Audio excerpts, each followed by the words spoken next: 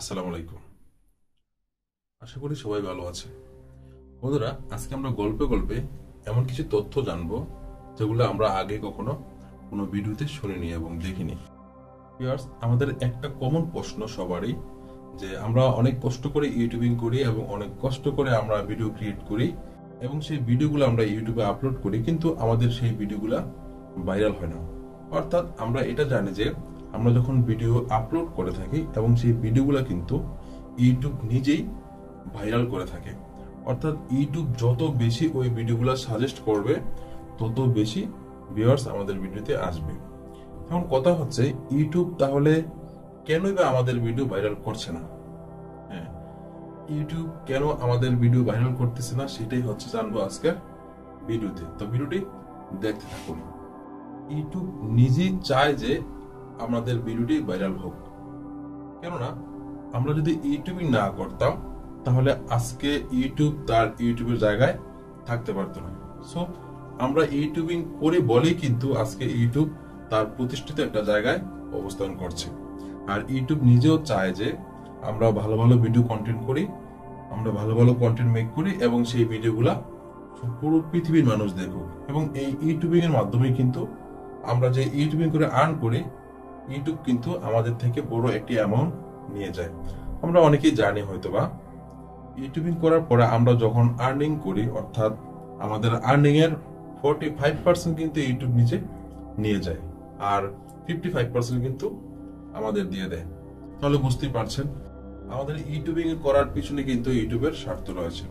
সুতরাং বাস্তবিক অর্থে হচ্ছে ইউটিউব নিজেও চায় যে আমাদের ভিডিওগুলো ভাইরাল হোক, কিন্তু কেন ভাইরাল হচ্ছে না সেই কারণটাই আমরা জানবো।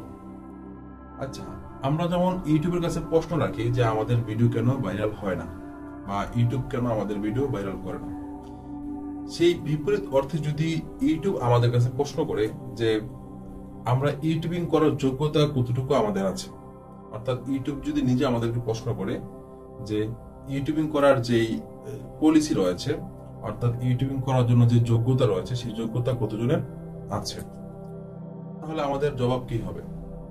হ্যাঁ, ইউটিউব কেন আমাদের ভিডিও ভাইরাল করে না তার প্রথম কারণ হচ্ছে ইউটিউবের কিছু পলিসি রয়েছে। অর্থাৎ ইউটিউব দুইটা ওয়েতে কিন্তু আমাদের ভিডিওগুলো অবজারভেশন করে। সেই দুইটা বিষয় হচ্ছে, ইউটিউবের কিছু নিয়ম নির্দেশনা রয়েছে, সেগুলো কিছু আছে ইউটিউবের কিছু অফিসিয়াল নির্দেশনা রয়েছে এবং কিছু আনঅফিসিয়াল নির্দেশনা রয়েছে। তো আমার দীর্ঘ অভিজ্ঞতায় আমি যে বিষয়গুলো অবজারভেশন করেছি এবং যে কজগুলো আমি পেয়েছি সেগুলো নিয়ে আমি আজকে আপনাদের সাথে শেয়ার করব। আচ্ছা, ইউটিউবিং করতে হলে আপনাকে কয়টি বিষয় জানতে হবে? অনেকগুলো বিষয় জানতে হবে। অর্থাৎ আপনি বাহির থেকে যতটা সহজ মনে হয়, ইউটিউবিং করা মূলত এতটা সহজ নয়।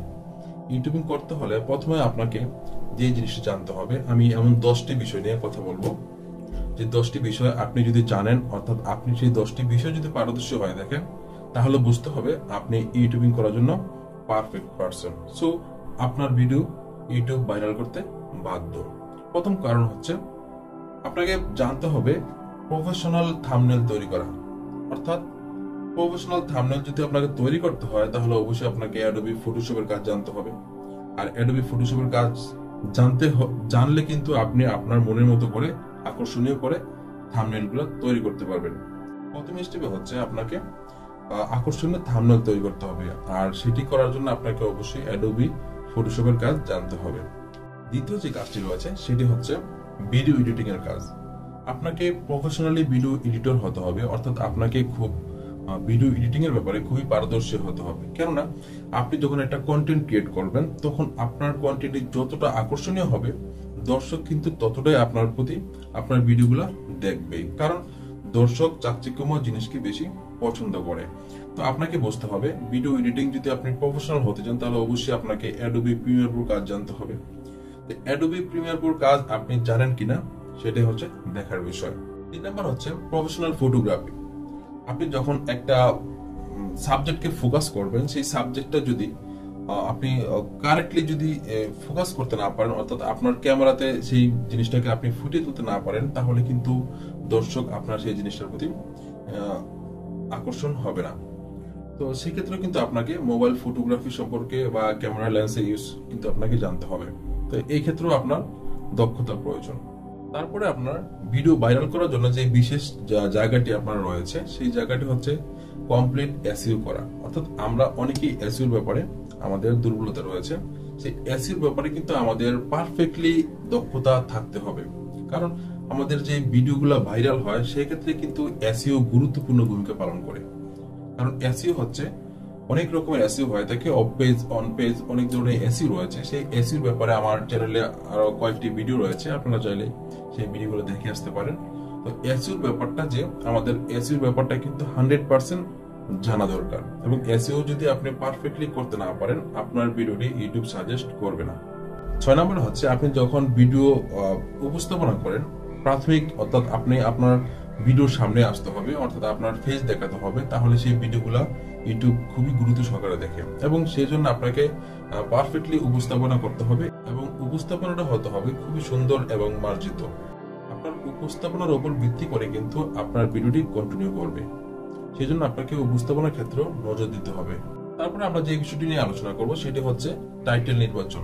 আমরা টাইটেল নির্বাচন করতে বড় একটি ভুল করে থাকি, সেটা হচ্ছে আমরা টাইটেল নির্বাচনের সময় কিন্তু আমরা অবজারভেশন না করে একটি টাইটেল মনের মতো করে আমরা লিখে দিয়ে দিই। কিন্তু না, ইউটিউবে আপনি অসংখ্য ভিডিও পাবেন যে ভিডিওগুলো অধিক হারে ভাইরাল হয়েছে, তারা সেই যে টাইটেলগুলো ব্যবহার করেছে সেই টাইটেলগুলো আপনি কপি করে আপনি গুগলে বিভিন্ন এক্সটেনশন রয়েছে, সেই এক্সটেনশনের মাধ্যমে কিন্তু আপনি এগুলো সার্চ করে যাচাই বাছাই করতে পারবেন যে এই টাইটেলগুলো মূলত বর্তমানে এর চাহিদা কেমন, দর্শক কোন ব্যাপারগুলো নিয়ে বেশি ইন্টারেস্টেড।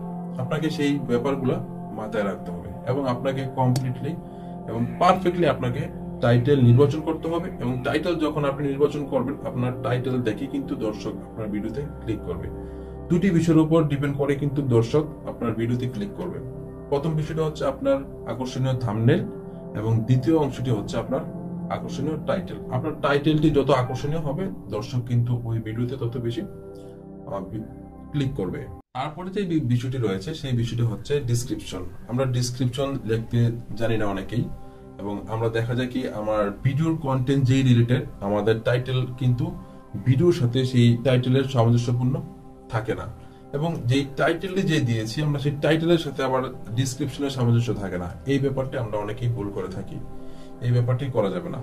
আমার যেই ভিডিও রয়েছে সেই ভিডিওর সাথে সম্পর্ক রেখে কিন্তু আমার টাইটেলটি নির্বাচন করতে হবে, এবং যে টাইটেলটি দিয়েছি সেই টাইটেলের সাথে সম্পর্ক রেখে কিন্তু আমার ডিসক্রিপশনটি লিখতে হবে।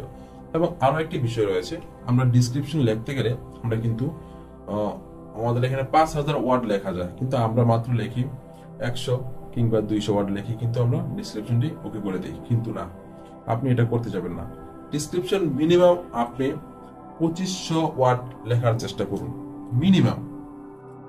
ইউটিউবে কিছু রিকোয়ারমেন্ট রয়েছে, আমরা অনেকে এই রিকোয়ারমেন্ট গুলো জানি না। এটা হচ্ছে আপনার ইউটিউবের আনঅফিশিয়াল নির্দেশনা, যে আপনি যদি 10 ওয়ার্ডও দেন তাও ইউটিউব কোনো সমস্যা করবে না, আপনাকে কিছু বলবে না। কিন্তু ইউটিউব চায় না যে আপনি এত অল্প ওয়ার্ড ব্যবহার করেন। আর যদি সেটাই হতো তাহলে ইউটিউব কিন্তু আপনাকে 5000 ওয়ার্ড লেখার অনুমতি দিত না। যেহেতু ইউটিউব 5000 ওয়ার্ড লেখার অনুমতি আপনাকে দিয়েছে, সেহেতু ইউটিউব আনঅফিশিয়ালি চায় যে আপনি আরো লিখেন, অর্থাৎ 2500 থেকে 3000 ওয়ার্ড লিখে আপনি ডিসক্রিপশনটা সুন্দর করে সাজান, এবং ডিসক্রিপশনটি এমন করে লিখুন যেন দর্শক আপনার এই ডিসক্রিপশনটি পড়ার জন্য আগ্রহ প্রকাশ করে। এবং যখন ডিসক্রিপশনটি পড়বে আপনি সেই ডিসক্রিপশনে আপনার আরো কিছু অ্যানাদার ভিডিও লিংক আপনি এখানে শেয়ার করুন, যেন দর্শক এই ভিডিওগুলো কিন্তু দেখে আপনার প্রতি আগ্রহ প্রকাশ করে, সেই ভিডিওগুলোতে ক্লিক করে। তাহলে দর্শক আপনার অডিয়েন্স গুলো কিন্তু ধরে রাখলো, অর্থাৎ আপনি একই দর্শককে আপনার চ্যানেলে একাধিক ভিডিও দেখার জন্য আমন্ত্রণ করলেন, এবং সেই কাজটিও কাজে লেগে গেল। 9 নম্বর অপশনটি হচ্ছে ট্যাগ নির্বাচন। আমরা সঠিক ট্যাগ নির্বাচন করতে পারি না বলেই কিন্তু আমাদের অনেক সময় আমাদের ভিডিও ভাইরাল হয় না। এখন কথা হচ্ছে ট্যাগ নির্বাচন করবেন কিভাবে। ট্যাগ নির্বাচন করার জন্য অনেকগুলো ওয়ে রয়েছে, যে ওয়েগুলো আপনাদের জানা দরকার।